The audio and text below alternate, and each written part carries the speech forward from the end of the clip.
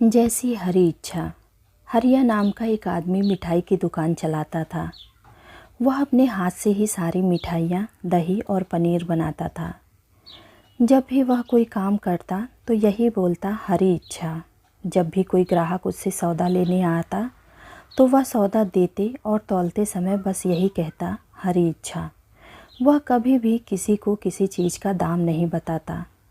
बस जो कोई जितना पैसा देता, हरी इच्छा कहते कहते ले लेता। उसकी बनाई मिठाइयाँ, दही और दूध बहुत मशहूर थी। लोगों से कम दाम लेकर और ज़्यादा सामान देकर भी उसका गल्ला पैसों से भरा रहता था।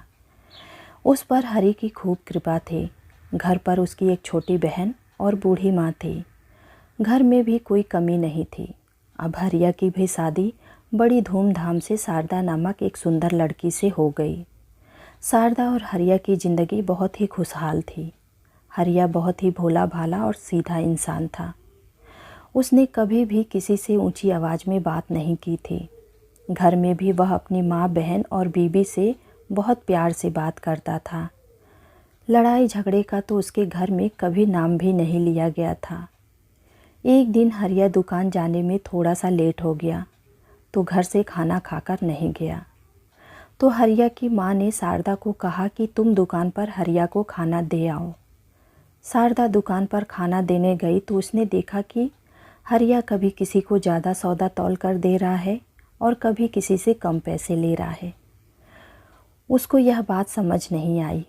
उसने सोचा कि हरिया भोला भाला है तो सब लोग उसको बेवकूफ़ बनाकर चले जाते हैं। तो उसने हरिया को कहा कि यह कैसे दुकान चला रहे हो। तो हरिया बोला कि हरी इच्छा से। शारदा बोली, ऐसे भी कोई व्यापार करता है? तुम्हें तो काम ही नहीं करना आता। कल से तुम दुकान पर नहीं जाओगे। मैं तुमको बताऊंगी कि काम और व्यापार कैसे किया जाता है। तो हरिया बोला, जैसी हरी इच्छा। शारदा एक पढ़ी लिखी लड़की थी तो उसने थोड़े से पैसे लगाकर 3-4 नौकर रख लिए और दुकान पर खुद बैठ गई। अब नौकर ही सारी मिठाइयाँ, पनीर और दही बनाते थे और शारदा बेचती थी। लेकिन दुकान पर इतनी बिक्री नहीं होती थी। जो सामान सुबह बनता शाम तक खराब हो जाता और जो भी कोई सौदा लेकर जाता वह वापस कर जाता कि यह खराब मिठाई हम नहीं लेंगे, खराब पनीर और दूध हम नहीं लेंगे। एक सप्ताह ऐसे ही चलता रहा। शारदा को दुकान पर बहुत घाटा हुआ। वह हैरान थे कि सामान खराब कैसे हो जाता है। नौकर भी उसकी नौकरी छोड़कर भाग गए। तो शारदा शर्मिंदा सी होती हुई हरिया के पास गई और बोली, तुम कैसे इतना अच्छा सामान बना लेते थे और कैसे तुम्हारी बिक्री हो जाती थी? मैं तो दुकान पर बैठी हूँ तो सारा सामान ही खराब हो जाता है। तो हरिया बोला, यह सब हरी इच्छा से है।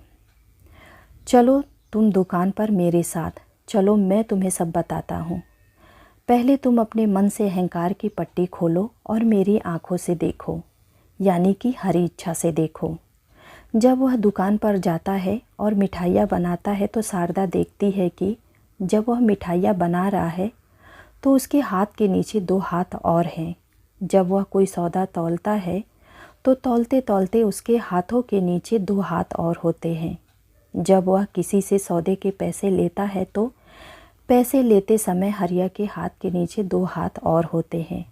शारदा एकदम से हैरान होकर चक्कर खाकर गिरते गिरते बचती है और हरिया से पूछती है कि यह कैसी माया है, यह 2 हाथ तुम्हारे हाथ के नीचे किसके हैं?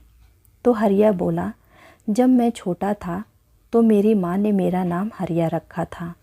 इसका मतलब हरिया, हरि आओ। और जब से हरि मेरे पास आए हैं तब से वह गए ही नहीं। यह 2 हाथ उसी हरि के हैं। यही सच्चा सौदा करते हैं। मैं तो सिर्फ एक जरिया हूँ। इसीलिए मैं हर बात के साथ हरी इच्छा लगाता हूँ, क्योंकि उन्हीं की इच्छा से यह सब काम हो रहा है। शारदा यह सुनकर अपने पति के कदमों में गिर जाती है और कहती है कि मैंने आप पर नहीं बल्कि उस हरि पर शक किया। मुझे माफ़ कर दो। आज से मैं भी आपके साथ उस हरि की शरण में हूँ। उम्मीद करती हूँ आप सबको यह कहानी ज़रूर पसंद आई होगी। ऐसे ही नए नए कहानियों के साथ जुड़े रहने के लिए कृपया मेरे चैनल को लाइक और सब्सक्राइब ज़रूर कीजिए। धन्यवाद।